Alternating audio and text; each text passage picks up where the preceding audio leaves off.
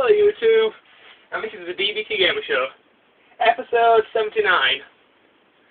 Now, earlier on this year, I reviewed Code Joker for the DS, and Code Joker Quest for Infinity for the Nintendo Wii, and they were pretty good games.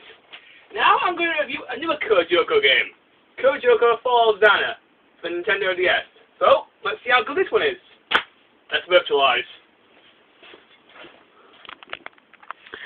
Okay, let's fire up my DS, and we will begin. Now, Code Joker for XANA is a pretty good game. Let's go to the story first. The story for the game. This game is based on Season 4 of the Code Joker TV series, and Season 4 was a pretty good season, so the story for the game is pretty good. Okay, let's just go to the graphics. So the graphics of this game are also pretty good. They're quite similar to the Code Joker for DS, but they do look rather good.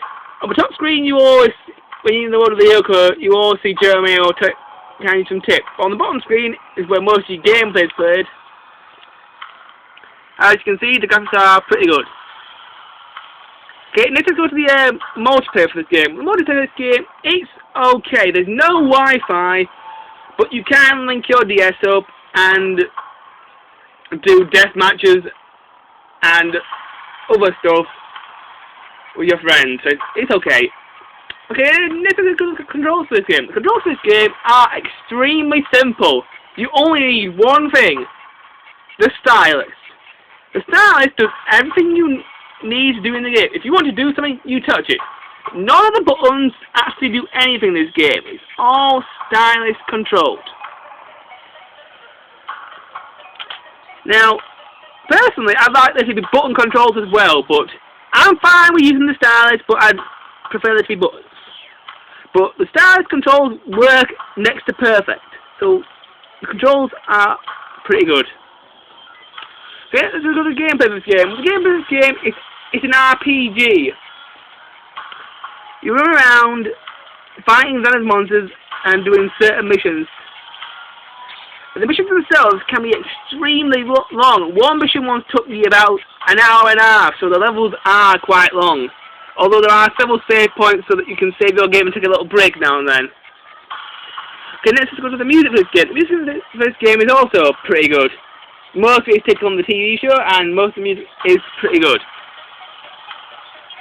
Now let's go to the good stuff about this game. Well, the good stuff about this game is definitely the gameplay. The gameplay is a lot of fun, and it's a really good game. The good about this game is the story. The story is quite well told, and it really brings you into the world of the Code Joker team. And the good thing about this game are the cutscenes. Let me just show you one. Okay, now I can show you a cutscene. This is the opening cutscene from the game. Now, the cutscenes themselves have basically no voice acting. You may hear a few screams and other stuff, but that's basically it. There's no talking, but the cutscenes are pretty good.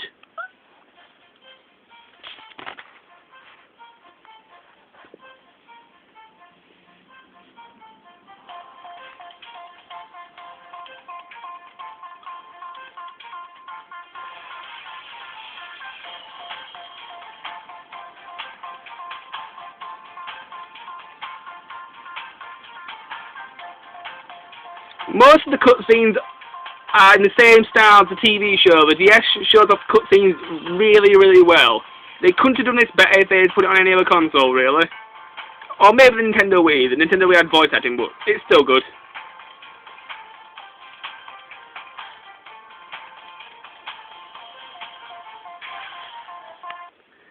Okay, there we go. That's what you can expect from the quality of the cutscene in this game.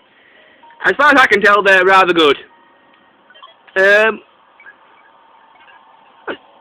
let me show you some other good stuff about this game. Another good about this game are the battles. When you're in the Code Joker world, you can fight enemies in a battle. Now, there are several things that you can do in battles. So let me just find an enemy to destroy, and I will show you how the battles work.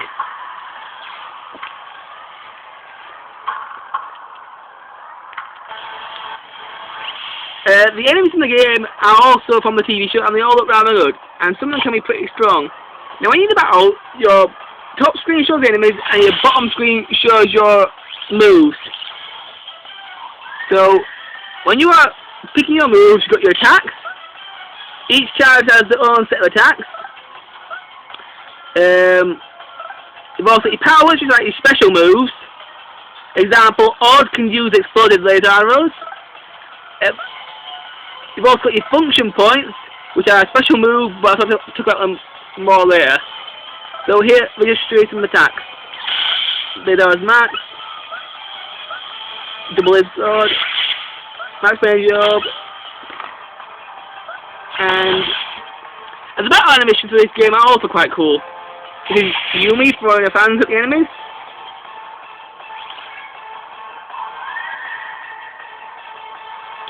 Also in this game, if you get enough damage, you can also do a special move. These special moves are called transitions. They're kind of like limit breaks from Final Fantasy. All you do is touch the transition thing and pick the attack you want, where you'll enter several mini-games. One mini-game involves touching several targets very quickly. This is quite easy, and to get it right, it does loads of damage to the enemies. Other limit breaks will involve touching a big ball and making it bigger and bigger to do more damage, and one limit break will involve rubbing with the stars across the screen. Most limit breaks do work really well and do a lot of damage. You just finish wasting these enemies.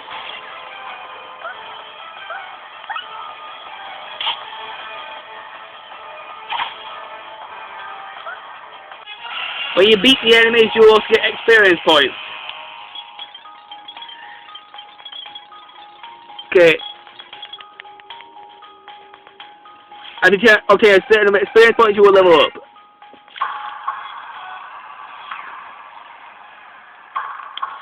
Okay, now let's talk about the FP points. We just found out about, and I'll talk about M. Okay, now I found out about, I can talk about the FP points. The FP points is a special move in the game that uses several special power. All you do, on your bottom screen, you set the thing that says function, and there are several functions that you get in the game. You've got special combo max, which increases your special attacks. Digital attacks, which does a grip damage to a certain enemy. HP regeneration replaces your HP, HP and DP replaces your HP and DP, and revitalize brings back one character back to life. And concentration fills up your FP bar. Your FP bar can go up to a certain number, and the number will increase when your characters level up. Most of the FP moves are quite good, although there isn't one to replenish all your character's health. You can only replenish one character's health at a time, which can be kind of annoying. But other than that, the FP bar is pretty good.